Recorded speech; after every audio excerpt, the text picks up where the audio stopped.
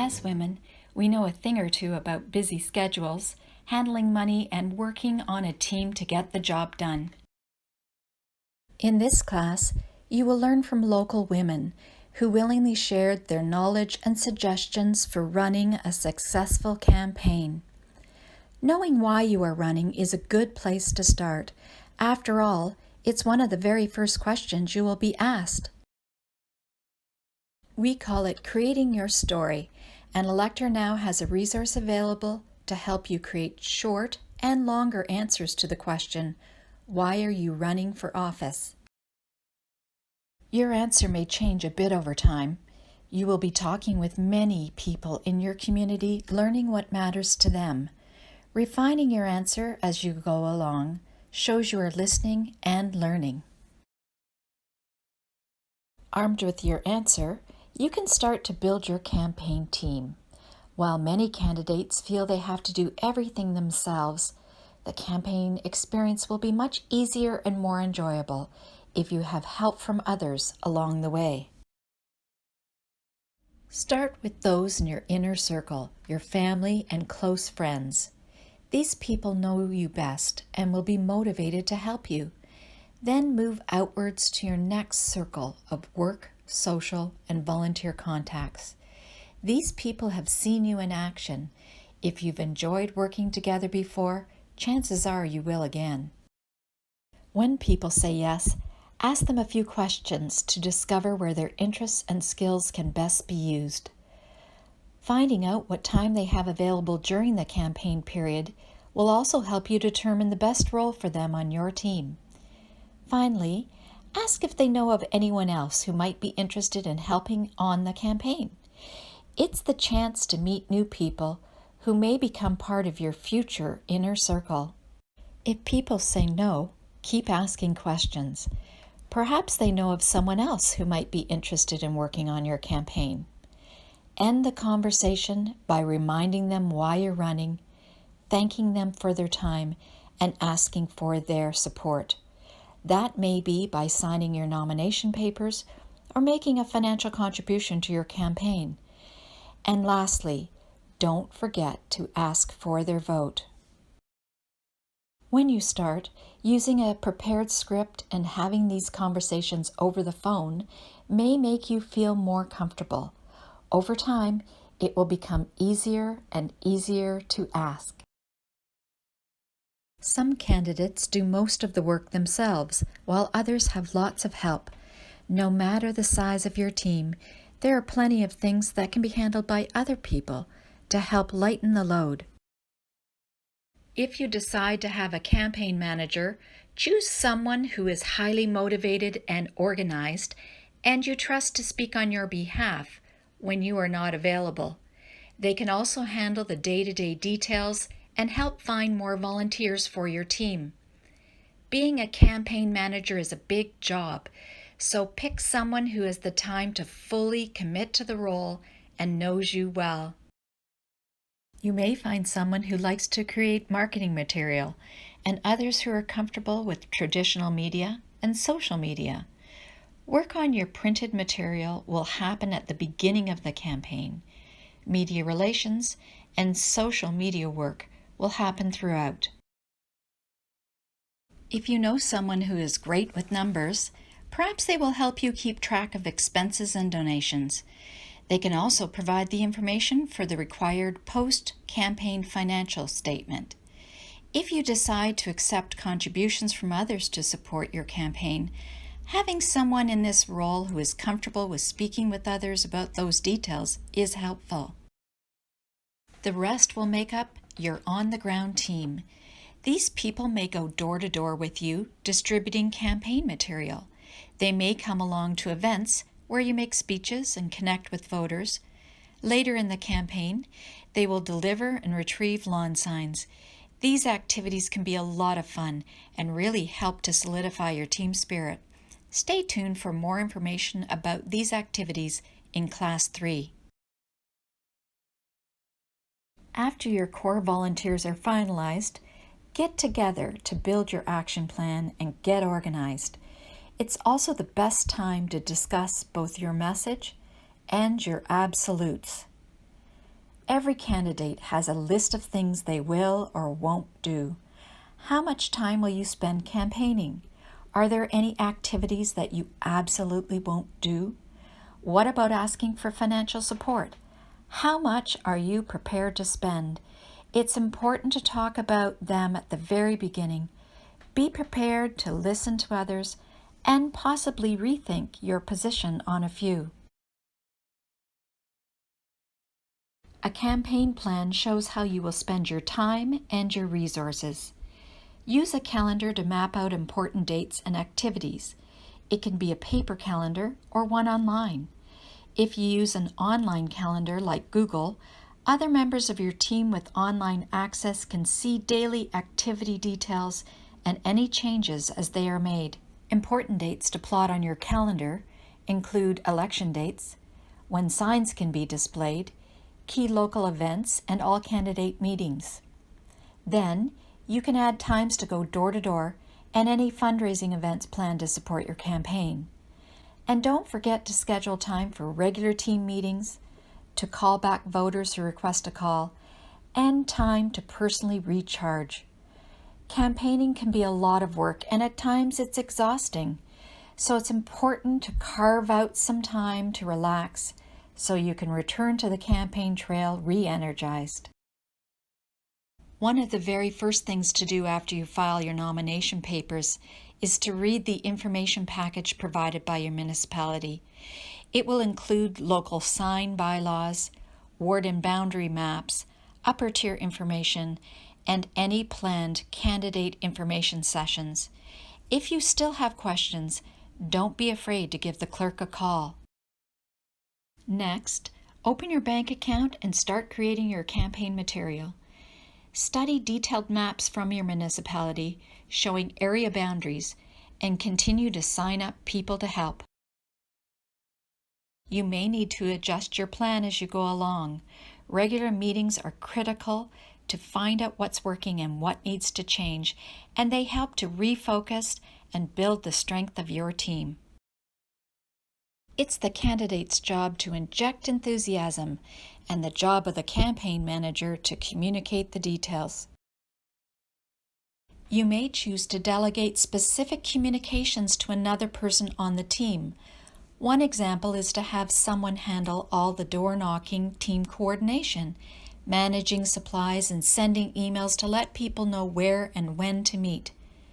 Thank your team often at the end of each day's effort, if possible. It may be the one time a volunteer is working on your campaign, and your thanks will leave a lasting impression. It's a fact. Most campaigns cost money to run. Here in Grey Bruce, municipal campaign spending has been traditionally low. That's a good thing, as it makes it easier for more people to run for office.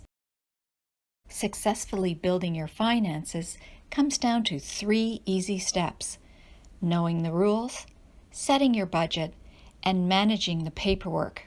The rules include spending limits, who can make contributions to your campaign and how much, and what reporting is required at the end of the day.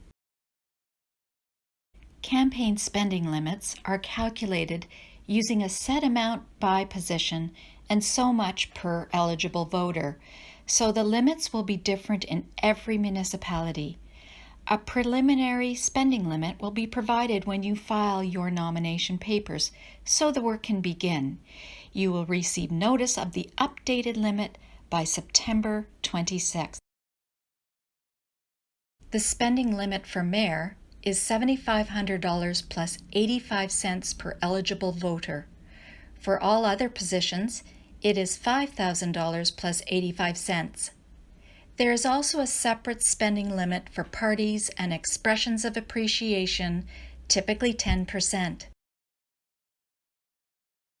Here you will see the actual spending limit ranges by position in 2018. Don't be put off by these big numbers. Almost all Grey Bruce candidates spent far less than the established limit. In fact, successful candidates spent just 20.5% of the spending limit in 2018. More details of how that money was spent are coming up shortly. There are rules about who can make contributions. The candidate and their spouse are allowed to jointly contribute almost all of the total spending limit, so the majority of local campaigns are funded this way. In the last election, 65% of local candidates and their spouses covered the full cost of their campaign. Other individuals can make personal contributions up to $1,200 per candidate to a total of $5,000 in total to all candidates in any one municipality. In 2018, 35% of the Grey Bruce area candidates accepted at least one donation from others. You may not accept money from businesses, trade unions, community groups, or political parties. If someone within these groups wants to support your campaign, they must make a personal donation, and they are subject to the limits set for individuals. Finally, there are rules about handling money and post-campaign reporting. Campaign finances are required to be kept separate from personal finances, so opening a bank account for the campaign is a must. All contributions must receive an official receipt. This includes any discounts received, gifts or services provided but not invoiced. The only exception to this rule are smaller cash donations of $25 or less received at fundraising events. These are usually as a result of pass-the-hat activities, and all these smaller cash donations can be lumped together in your reporting. An official financial statement must be completed a few months following the election. It will include detailed information about all contributions made and expenses paid. Once the financial statement is approved, the candidate will receive a refund of the initial nomination fee. Failure to submit the appropriate reporting is a serious offense and may result in barring the candidate from running for office in the future. With a full understanding of the rules, it's time to finalize your approach to your campaign budget. What to spend and how to cover these expenses, it's a little like the story of the chicken and the egg. In this presentation, we will start with what to spend. Take a look at the 2018 election spending in your municipality, especially those who received the most votes. As a general rule, those elected spent a little more than other candidates, and new candidates, those not already in office, spent more than those running for re-election. Here you will see the range of spending across all municipalities. It shows that many of those elected spent considerably less than the average. The top 3 spending areas were signs, campaign literature, and advertising. Think of a local campaign in 2018 that you admired. Then see how they spent their money. Set your categories and start doing some research about current costs. They will be higher than they were in 2018. Once you have an idea of what you'd like to spend, it's time to decide if the candidate will cover the cost or if contributions will be sought from others. If you decide to cover the entire cost of the campaign, write a personal check and deposit to the campaign account to get things started. You can top up funds as they are needed, and if there is a surplus, any unused personal contributions made by the candidate or their spouse can be returned prior to filing the financial statement. If those close to you offer to make a contribution, carefully consider their request. People often offer financial support as a way to show their commitment to the campaign, and they may be offended if this is refused. As shown, 35% of elected candidates accepted contributions from others in 2018. The number varied from 1 to 10, and the amounts ranged from $55 to the full limit of $1,200. The average donation was $255. If you accept contributions from others, Always remind them that the contributions are not tax deductible. This could make a difference and should not come as a surprise to anyone. Why not prepare an ask letter in advance? Then you can hand it to anyone who expresses interest in supporting your campaign. The package should include a personal message covering why you are running for office and information about how to make a contribution. If you are interested, electHER now has a resource called Asking for Financial Support and includes tips that will help simplify this part of your campaign.